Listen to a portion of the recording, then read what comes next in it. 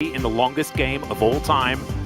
But this is just so cool. There is so much to talk about with both of these drafts, and it's also a big hint at what we might be seeing in the playoffs as well, even though it's a patch early. Because this Vodiba pick on 11.5 is not nearly as strong. One up instead of going for any sort of more defensive choice. Kind of cool. Same thing to be said for Faker, though, as you can see. He's got his on the go as Morgan going to break the chains, but he's struggling here just a little bit. Umbral Dash going to do it. Is now Canna in trouble, but not enough as he just dabs on him. That's a solo kill for Canna on the top side. And Morgan, he was doing well in the lane. And then it all just falls apart. Can go down quickly with Aatrox as we've Johan is actually spotted out here. No flash, remember. This is a Hecarim as Vista wants to try and get over, but Canna's already teleported down. A late teleport now to come through as Morgan tries to come down as well. But now finds himself 4 members of T1 and they will just back away. So thankfully, you know, Vista has all of his summoner spells and does manage to save the rest of his members, but not a lot of summoner spells left remaining here for Hummerline. He doesn't actually lose any matchup. He will be able to set up a killer freezer if he wants to. At the very least, he's going to build up a big CS advantage for himself here, and Kaz is nowhere near the top side, might be pathing towards there now, but a little bit of an awkward situation for Canna. Also seems to realize that he's clearing out the Krugs, and in the end, I'd say this play will favor Hunter. Flash in from Carrier, looking for Deft. This one's personal as he devours him. The Ezreal's just dead. Senatom Kench, what a ridiculous combination here on the bottom side as they're just underneath the turret and Carrier will lick the cat to death. But instead what we see was, that didn't work out. You know, it's kind of unfortunate, but it doesn't really matter as Kana might get ganked here. Yeah, a bit of a lane gank here from Johan, who's looking to make his way in. He can just ult. There's the flash in from Morgan, and this is a very dead Aatrox. Dawning Shadow comes down, though, and Kaz will turn up. They're turning it on the horse.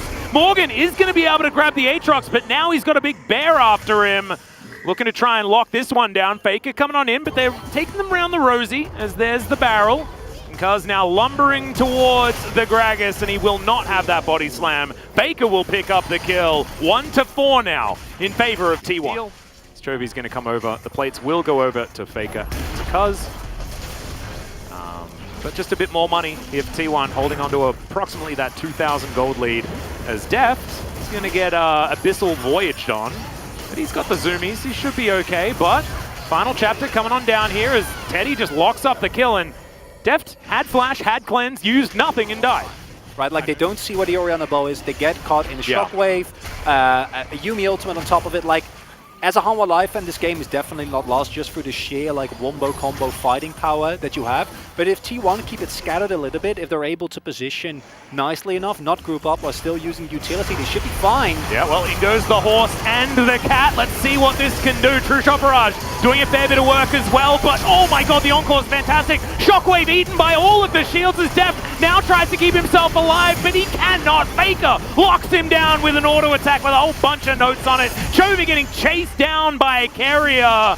Oh, ex-teammates, but not friends anymore by the looks of it, as Canna will put him in the grave. And T1, 10-1. It feels like this game's pretty much done. Just takes so much damage here from Teddy, and Carrier is super tanky right now as well. As there's the final chapter used mainly in Fear. Teddy just needs a couple more autos. Yep, the Piercing Darkness will do it. My god, he 3-shots Deft. And that's not including a Kraken Slayer proc. Like, oh my god, this center is just revolting. Yeah, this is disgusting from T1. Oh my god. Just a little kitty cat with a dream. Oh, and Vista's just going to be obliterated. What? T1 running an 11.6 comp in 11.5. I'm wondering why they weren't just doing that the entire time. Because, yeah, Shirley might actually be dancing on the Nexus. Atlas, might I remind you that Hanwha Life is up in the standings. They're 12-5. Yeah. T1 is 10-7. Yeah, so is Gen G, by the way. Did you see what T1 did to them? Who cares? They're going to win every single team fight with this Deathball comp. Yeah, no, I think that this is basically done and dusted. We are very close to a Cloud Soul as well, as Teddy's over here. There's the final chapter. Devour is going to be available, so Carrier just negates all of that. Johan's getting chunked by Teddy. As, yep, Chovy doesn't even utilize the Shockwave, decides instead he just wants to flash out of this one. If he could flash out of the game, he probably would. Because, yeah, this is just looking almost impossible. for Harmer Life. Morgan now chasing after Canna. Will be able to smash him back towards his team, but maybe that's not where his team wants him, as Def gonna get chunked. Does make it over the wall. Decent shockwave to buy a bit of space, but in comes Teddy once again.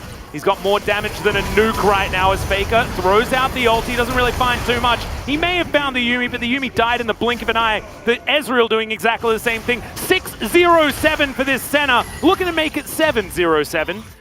But the tower is not something that Teddy wants to be under. And now T1 are just going to waltz down mid. This is where, as Hanwha Life, we're like going to be, well, I guess we've learned that Seraphine's more important than Hecarim. 100%. Well, Morgan, he does have a look in here at the side as Johan wants to desperately try and get towards this Baron. He will get on in, but he's dead way before any spite's even relevant. And T1 didn't want the Baron. They wanted the team fight. They wanted to win the game. Def is just going to get popped. It's Canna that dives on over and smashes him into the death chamber. The Baron is taken in the end as, yep, the Yuumi pops out. Chovy now will find another two-man shockwave. He's consistently hitting quite a few people with that, but it doesn't actually matter because it doesn't do enough damage. And now, it's 3 members of Harmer Life Esports against the world of T1. And they are so scary. Yeah, Chovy's just going on a little bit of an adventure here.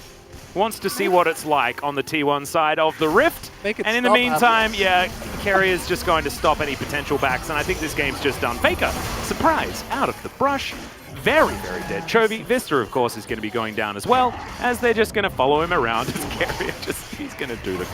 Yeah, this one's done. Make it stop. Oh no, they're just hanging out. This is adorable. Quick, get the jukes. Oh wow, he really has been juking for a really long time. It's 20-1 is going to be the advantage here for T1. The rest of Harmer Life are going to respawn. They're not going to give this one away for free necessarily. The Baroned up minions will make it very difficult, as now we're going to get trolled by an inhibitor. As in goes Johan. Does knock back the Senna. Teddy will just get cast to the face. And now Morgan's trying to chase down Cuz. Canna in a little bit of trouble here, but Deft isn't going to find the Mystic shots. And okay. Well, no, it's not over just yet. As Morgan's even teleporting in. All right, Faker from over the wall. We'll say goodbye to the Gragas. And we'll lock down that kill. Deft inside the Raptor pit. Relatively safe right now, but as the final chapter, Shockwave lands onto 2 once again. Doesn't do any damage once again. As now Cuz looking for Chovy. Vista's going to die, and now Canna walks so extraordinarily fast. And Faker will just douse him in all of that magic damage. That will be the ace, finally. And T1 will say goodnight to game 1. I need a moment, man. We gave you a moment. T1 should have finished a really long time ago, but instead they gave you that moment. Unbelievable. This is, yeah, that's one of the most one-sided games I think we've seen all split, and that includes a couple of Damwon Kia games. I mean, I can see your vote, by the way, but here's the post-it game breakdown. Let's have a look at that huge center number. Yeah, that's a big one. 23K, and the game only lasted 25 minutes. I feel better about my choice now. I feel vindicated. Yeah. As on our